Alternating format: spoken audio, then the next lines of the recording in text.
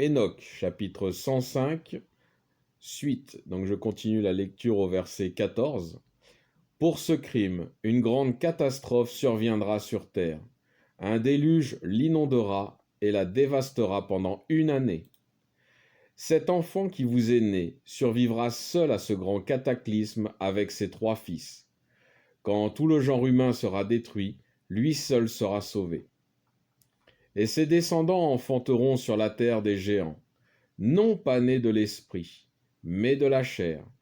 La terre sera donc châtiée, et toute corruption sera lavée. C'est pourquoi, apprends à ton fils Lamech, que le fils qui lui est né est véritablement son fils, qu'il l'appelle du nom de Noah, parce qu'il vous sera survivant.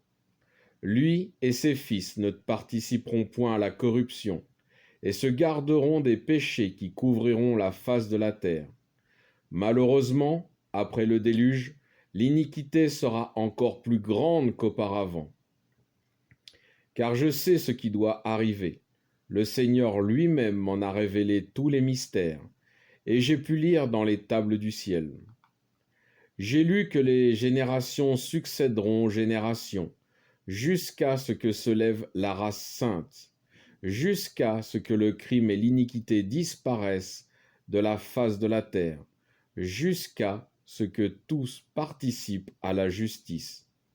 Et maintenant, ô mon fils, va et annonce à ton fils Lamech que l'enfant qui lui est né est véritablement son fils, et qu'il n'y a aucune fraude dans sa naissance. Et quand Mathusala eut entendu les paroles de son père Enoch, lui qui avait révélé tous les mystères, il s'en retourna plein de confiance, et appela l'enfant du nom de Noah, parce qu'il devait être la consolation de la terre après la grande catastrophe. Voici un autre livre qu'Enoch écrivit pour son fils Mathusala, et pour ceux qui doivent venir après lui et conserver ainsi que lui la parole et la simplicité de leurs mœurs. Vous qui souffrez, attendez avec patience le moment où les pécheurs auront disparu, et la puissance des méchants aura été anéantie. Attendez que le péché se soit évanoui de la terre, car leurs noms seront effacés des saints livres. Leur race sera détruite, et leurs esprits seront tourmentés. Ils crieront, ils se lamenteront dans un désert invisible, ils brûleront dans un feu qui ne se consumera jamais. Là aussi, j'ai aperçu comme une nuée, que mes yeux ne pouvaient pénétrer, car de sa partie inférieure, on ne pouvait distinguer sa partie supérieure. J'y vis aussi la flamme d'un feu ardent, semblable à de brillantes montagnes, agitée par un tourbillon et poussée à droite et à gauche. Et j'interrogeai un des saints anges qui était avec moi, et je lui dis, « Quelle est cette splendeur ? Ce n'est point le ciel que je vois, c'est évidemment la flamme d'un vaste foyer. J'entends des cris de douleur et des cris de désespoir. » Et il me répondit, « Là, dans ce lieu que tu vois, sont tourmentés les esprits des pécheurs et des blasphémateurs, de ceux qui se sont mal conduits, qui ont perverti ce que Dieu avait dit par la bouche de ses prophètes. Car on conserve dans le ciel la liste de leurs noms et de leurs mauvaises œuvres, et les anges en prennent connaissance, et ils savent les châtiments qui leur sont réservés.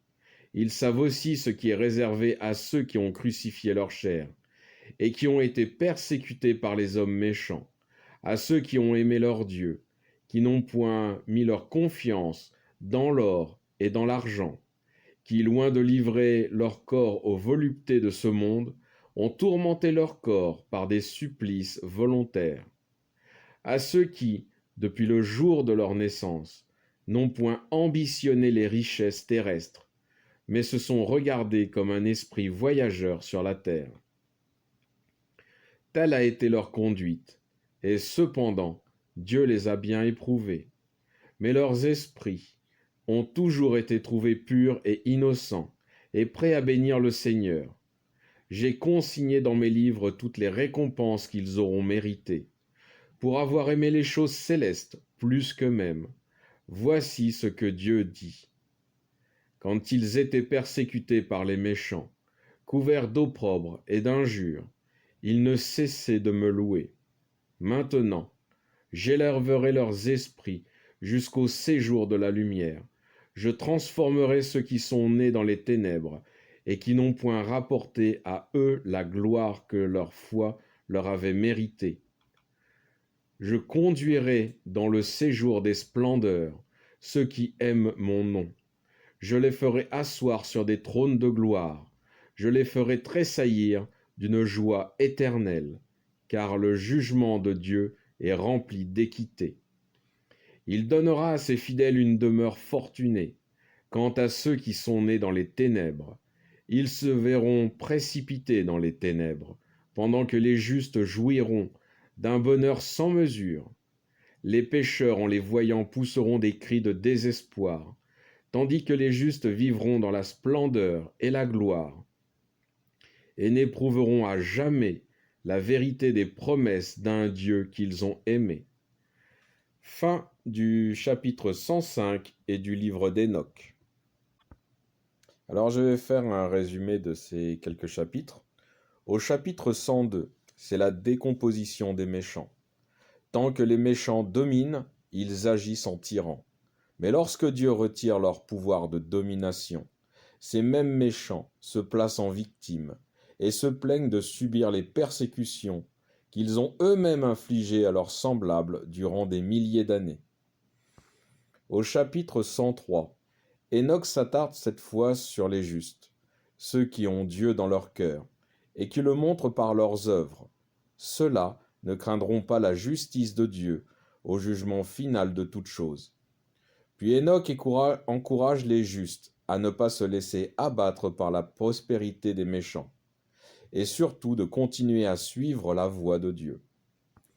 Le chapitre 104 dit que dans le temps où des livres seront donnés, les justes de Dieu seront utilisés pour montrer toute la sagesse de Dieu. Au chapitre 105, le chapitre 105, lui, parle de la naissance de Noé, celui que Dieu a choisi pour que la race des hommes ne disparaisse pas définitivement de la terre. Puis le chapitre se termine avec la récompense des saints et leur condition éternelle. Fin de ce résumé.